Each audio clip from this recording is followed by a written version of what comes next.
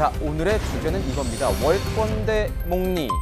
문재인 대통령과 윤석열 당선인 또 정면 충돌했다. 이렇게 저희가 제목을 뽑아봤습니다. 자, 어제 하루 이 청와대의 기류는요. 이 오전과 오후가 무척이나 달랐습니다.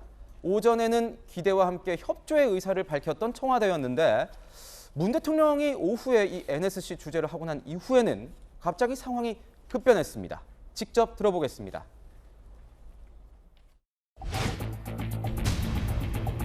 함께 잘 논의를 해서 모범적인 인수인계가 되고 국민 곁으로 다가가겠다는 우리 당선인님의 의지. 저희도 광화문 시대를 열겠다고 공약을 했습니다만 저희도 약속을 못 지켰거든요. 그래서 윤석열 당선인님의 그런 의지가 잘 지켜지기를 저희도 그렇게 기대하고 있습니다.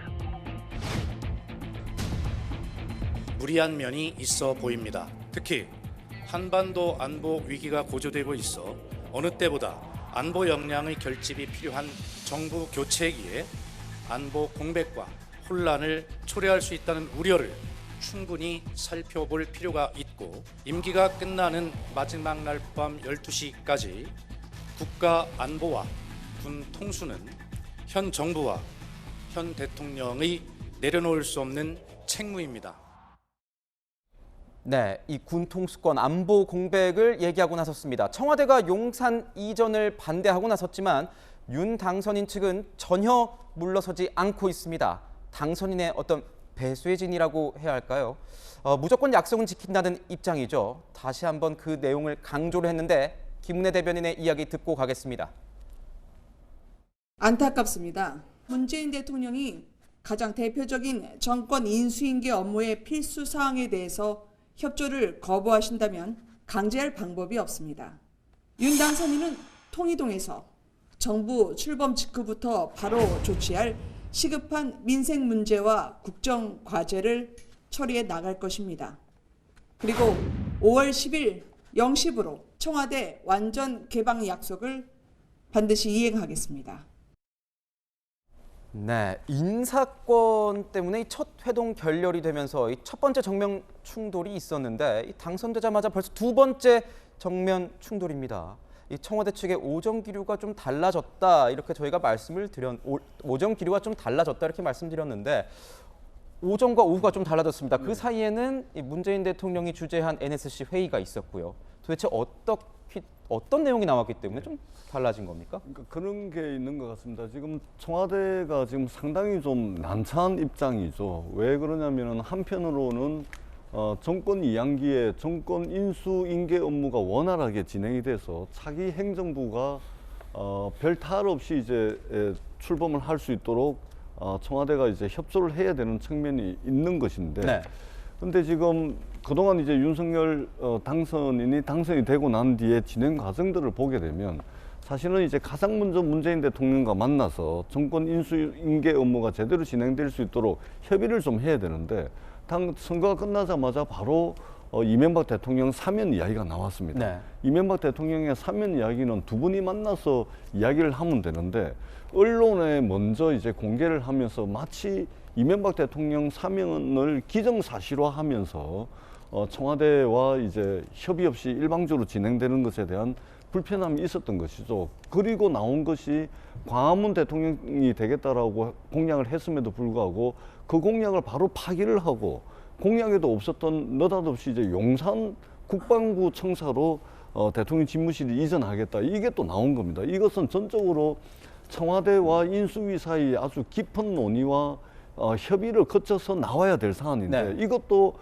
언론에 일방적으로 발표를 하고 밀어붙이려고 하다 보니까 국방부는 합참으로 옮기게 되고 합참은 수도방위사령부로 이전을 연쇄적으로 이동을 해야 되는데 이 국방부와 합참은 대한민국의 국가안보 컨트롤 타워거든요. 말하자면 이동을 하는 것은 군사작전 개념으로 해야 되는데 이것은 당선자에게는 이동을 명령할 권한이 없습니다. 네. 5월 10일부터 이 대통령이 되기 때문에 그래서 지금 이동을 명령을 하려면 현직 대통령의 협조를 얻어야 되는데 이것도 협의도 없이 그냥 막 발표를 하는 겁니다.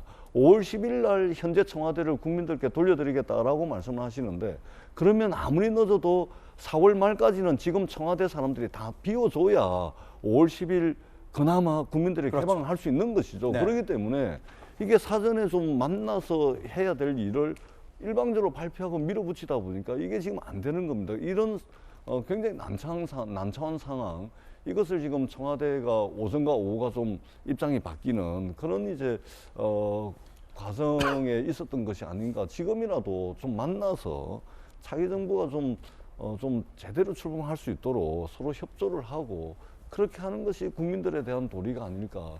왜 이렇게 속전속결로 하려고 하는지 많은 국민들이 지금 걱정을 하고 있다, 이 말씀을 드리도록 네. 하겠습니다. 결국 뭐 5월 9일 자정까지는 문재인 대통령의 임기이고 그때까지는 군 통수권, 예산권, 사명권, 그리고 뭐 청와대 주변의 공원화에 대한 것도 모두 이 현 정부에서 해야 되는데 너무 일방적으로 이 뭐 의제나 모든 것을 이 당선인 측에서 먼저 공개한 것이 아니냐, 이런 얘기를 하고 있습니다. 자, 이 상황에서 저희 라이브 좀 들어볼까요?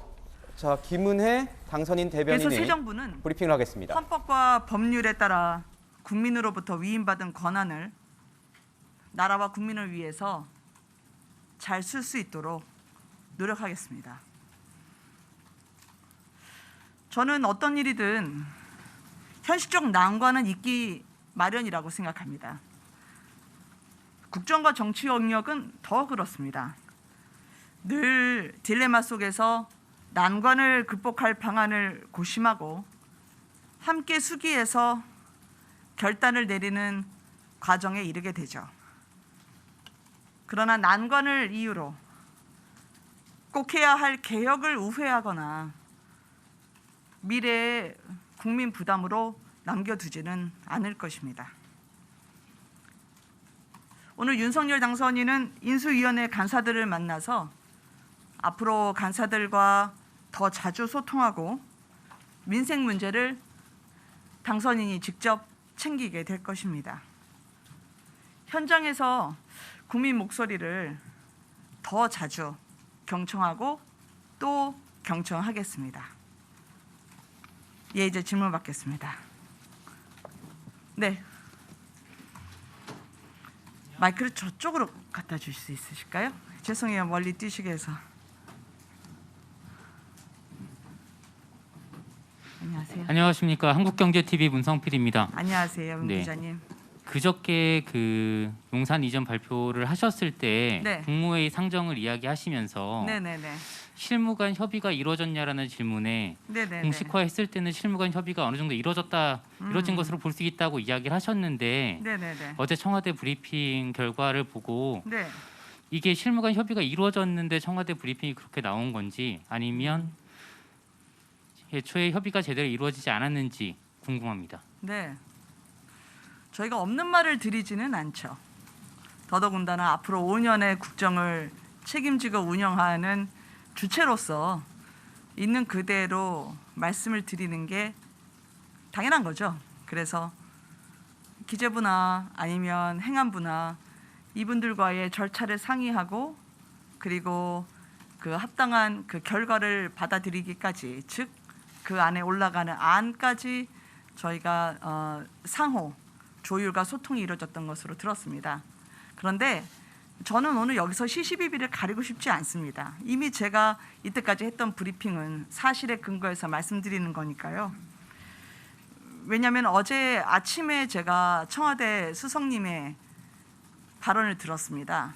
그게 문재인 대통령님께서 지키지 못한 약속을 윤 당선인이 지켜지기를 기대한다는 말씀이었습니다. 방송을 통해서 전국에 전파가 됐죠. 저는 그때 그걸 듣고 이 두 정부가, 즉 현 문재인 대통령과 윤석열 당선인 두 분이 공감대를 가진 몇 안 되는 공약이니까 업무 인수인계가 원활하게 될 것이라고 생각을 했습니다. 근데 결과는 아니더군요. 예, 다음 질문 받겠습니다. 예.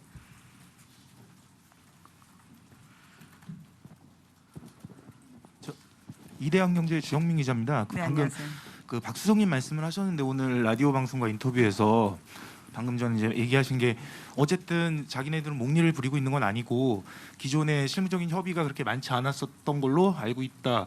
그다음에 예비비와 편성과 관련된 부분도 당장이라도 뭐 안보 공백만 메꿔진다면 당장 내일이라도 할 수 있는 거 아니겠느냐 뭐 이런 말씀을 하셨는데 그럼 기존의 청와대 쪽과의 긴밀한 뭐 실무장 간의 소통 같은 건 없었던 거라고 봐야 되는 겁니까?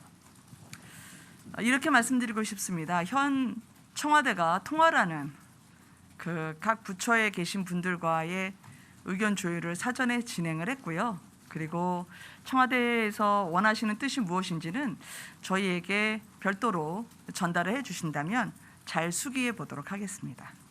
네, 다음 질문 받을까요? 예, 마이크를 이쪽으로 가져가도 괜찮겠습니까? 네.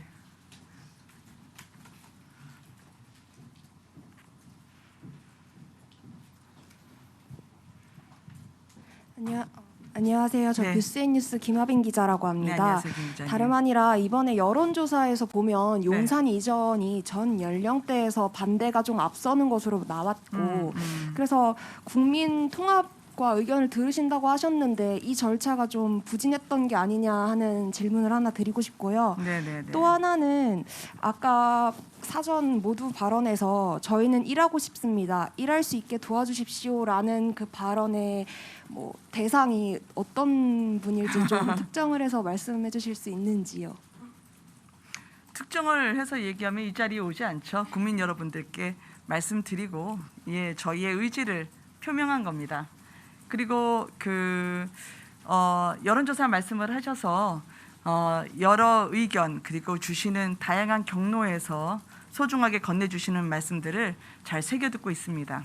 그리고 앞으로 저희가 진행 과정에 있어서 소상히 말씀드려야 될 단계가 있을 때 그때 또 놓치지 않고. 네. 조금 전에 저희는 이 당선인 대변인의 이야기를 듣고 왔습니다. 김은혜 대변인 이렇게 얘기를 했습니다. 일하고 싶다. 뭐 주어를 밝히진 않았지만 기자가 물어보니 뭐 국민들에게 향한 말이었다. 일하고 싶다. 일하고 싶으니 도와달라. 이렇게 얘기를 했고 또 난관이 있다는 이유로 개혁을 미룰 수는 없다.